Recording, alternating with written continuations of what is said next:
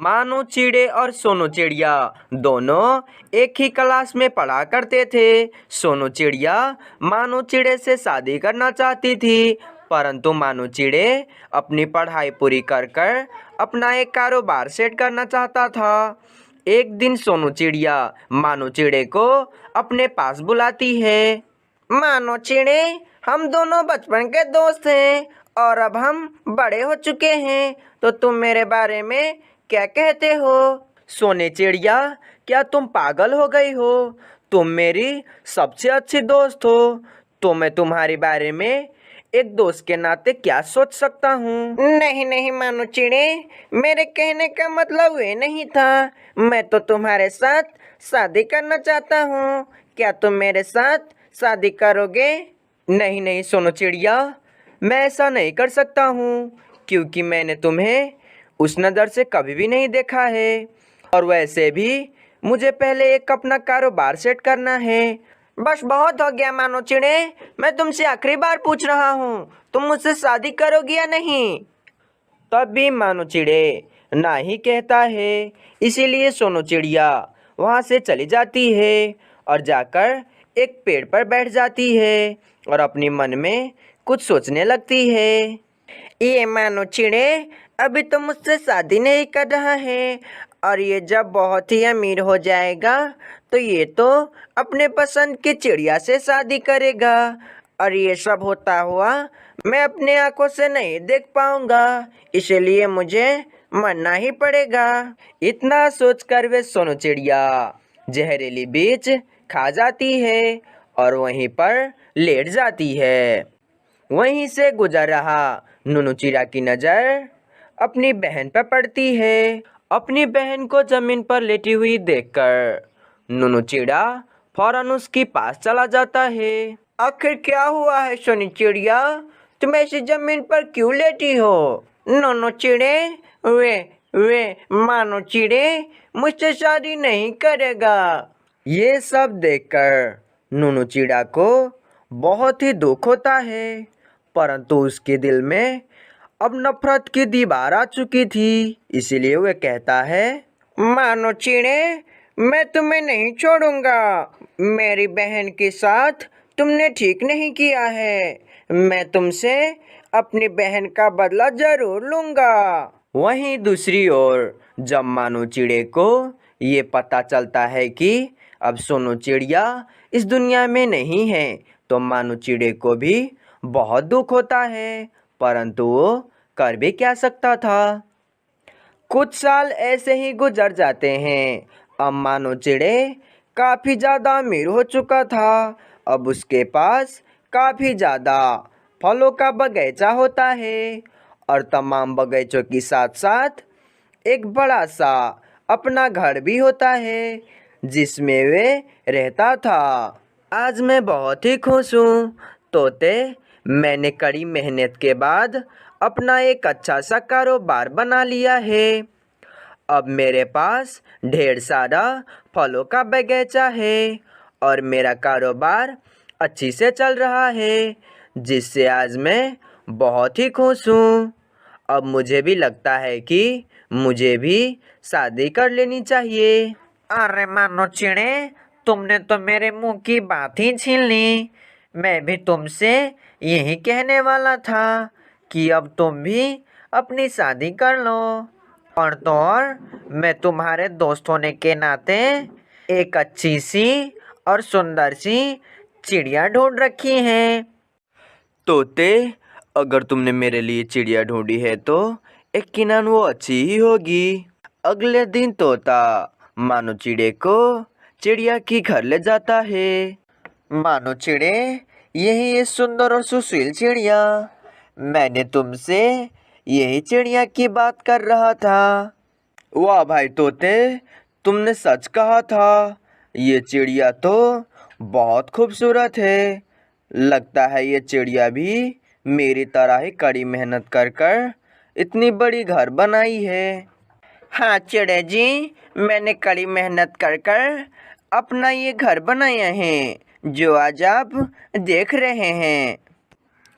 फिर मानो चिड़े को मीनू चिड़िया पसंद आ जाती है। और अगले दिन दोनों शादी कर लेते हैं।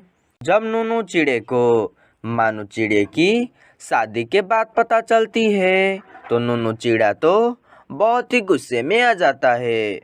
मैं अपने बहन से की हुई वादा जरूर निभाऊंगा और मैं मानू चिड़े की शादी तोड़कर ही रहूंगा, चाहे मुझे कुछ भी ना करना पड़ जाए। मीनू चिड़िया, मैं किसी काम से बाहर जा रहा हूँ, तब तक तुम अपना ख्याल रखना, मैं जल्दी वापस लौट जाऊंगा। हाँ चिड़िया जी, आप संभल कर जाइएगा, मैं भी अपना यहाँ ख्याल रखूंगा। इतना कहकर वे मानू चिड़ा वहाँ से चला जाता है। मीनू चिड़िया मेरी बहन, मैं थोड़ा घूम कर आता हूँ, वैसे भी मैंने मानू चिड़ी की जंगल अभी घूमी नहीं है। इतना कहकर वे मीनू चिड़िया की भाई बंटी चिड़ा भी वहाँ से चला जाता है। कुछ देर के बाद बंटी चिड़े को उसके कुछ दोस्त घेर लेते हैं। अरे बंटी चिड़े, क्या तुम भूल गए हो कि तुमने मेरे पत्नी की 2 अंडे तोड़े थे और तुमने कहा था कि मैं तुम्हें ये अंडे के बदले 100 दाने दूंगा। तुमने अभी तक नहीं लौटाया है, बोलो तुम कब दे रहे हो? अरे अरे, मैं कोई 100 दाने नहीं जानता हूँ, और तुम सब कौन हो? इतना सुनते ही बंटी तोते के दोस्त बंटी को पिटाई करने लगता है और जब भी होश हो जाने पर उसे वहीं पर छोड़ के चला जाता है। ये सब दूर ही बैठा हुआ नूनू चिड़ा भी देख रहा होता है। तभी उसकी दिमाग में एक प्लान आता है। अब मानू चिड़े को मैं बताऊंगा कि मैं क्या कर सकता हूँ। इतना कहकर वे नूनू चिड़ा मीनू चिड़िया की भाई को वहाँ से लेकर मीनू चिड़िया के पास चला आता है। मीनू चिड़िया, तुम जिसको अपने पति मानती हो वो तुम्हारे पति नहीं, एक हैवान है। देखो तुम्हारे भाई को उसने क्या हाल कर रखा है। परंतु चिड़े, मैं तुम पे विश्वास कैसे करूं कि ये मेरे पति ने ही किया है? अगर तुमको मुझ पर विश्वास नहीं हो रहा है तो तुम अपने भाई से ही पूछ लेना, जब ये होश में आ जाएगा। और वैसे भी इस मानू चिड़े ने मेरे बहन को भी ऐसे ही तड़पा कर मारा था, इसलिए मैं कहता हूँ कि तुम संभल के ही रहना, वरना तुम्हारे भाई के ही जैसा तुम्हें भी तड़पा के मार देगा। इतना कहकर वे नूनू चिड़ा वहाँ से चला जाता है। परंतु मीनू चिड़िया को उस बात सुनकर बहुत ही मानू चिड़े पर गुस्सा आ रहा होता है, इसीलिए मीनू चिड़िया मानू चिड़े की आने का इंतजार कर रही होती है। आज मैं मानू चिड़े की असलियत जानकर ही रहूंगी, आखिर मानू चिड़े मुझसे क्या छुपा रहा है। थोड़े देर बाद जब मानू चिड़े अपने घर में आता है। अरे मीनू चिड़िया, ये तुम्हारे भाई की हालत किसने की और तुमने यहाँ पर इसे क्यों रखी है?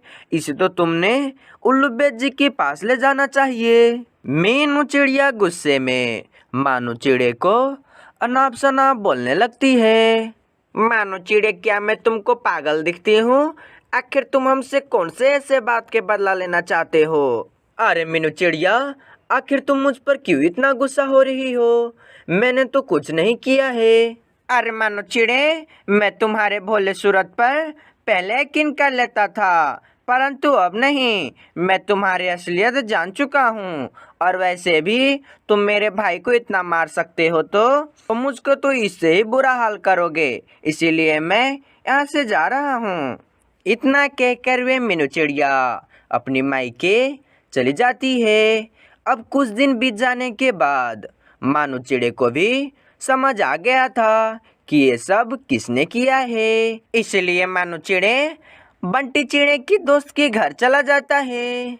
कालू कौवे, मैं जानता हूँ कि तुमने मीनू चिड़िया की भाई को बुरी तरीके से पीटे हैं, इसीलिए मैं चाहता हूँ कि यही बात तुम जाकर मीनू चिड़िया की सच सच बता दो। परंतु मानू चिड़े, मेरे पत्नी की 2 अंडे बंटी चिड़े ने तोड़ दिया था, उसके बदले उसने 100 दाने देने की बात कही थी। अगर तुम 100 दाने देते हो तो मैं तुम्हारे पत्नी के सब सच सच बता दूंगा। कालू कौवे को इतना कहते ही मानू चिड़ा हाँ कर देता है और वे दोनों मीनू चिड़िया के घर चला जाता है। मानो चिड़े, तुम फिर से यहाँ पर क्यों आए हो? मेरे भाई को बुरी तरीके से पीटकर अभी भी तुम्हारा मन नहीं भरा है क्या? अरे मीनू चिड़िया, तुम मानो चिड़े को गलत समझ रही हो। मानो चिड़े ने नहीं, बल्कि मैंने तुम्हारे भाई को बुरी तरीके से पीटा है, क्योंकि तुम्हारे भाई ने मेरे पत्नी की 2 अंडे तोड़ दिए थे और उसने वादा किया था कि मुझे 100 दाने देगा, और उसने मुझे 100 दाने देने से इनकार कर दिया। इसलिए मैं उसे बुरी तरीके से पीटा हूँ और अब मुझे अपने 100 दाने चाहिए, वरना मैं फिर से तुम्हारे भाई को बुरी तरीके से पीटूंगा। परंतु कालू कौवे, मैं तुम पर कैसे यकीन कर लूं कि तुमने मेरे भाई को 100 दाने के लिए मारा है? अरे मीनू चिड़िया, अगर तुमको मुझ पर विश्वास नहीं हो रहा है तो तुम अपने भाई से ही पूछ लो। तुम्हारे भाई तो तुम्हारे साथ ही बैठा है ना। अरे बंटी चिड़े, ये कौवे क्या सच कह रहे हैं? परंतु उसका भाई तो कुछ भी नहीं बोल पाता है। इसलिए मीनू चिड़िया भी अब समझ चुकी थी कि उसकी भाई की ही गलती थी और उसकी भाई की हुई गलती पर उसे सजा मिल चुकी है। इसीलिए अब मीनू चिड़िया मानो चिड़े से माफ़ी मांग लेती है। मानो चिड़े, हो सके तो मुझे माफ़ कर दें, मैंने आपको समझने में बहुत ही देर कर दी। वैसे भी मेरे भाई की ही गलती थे,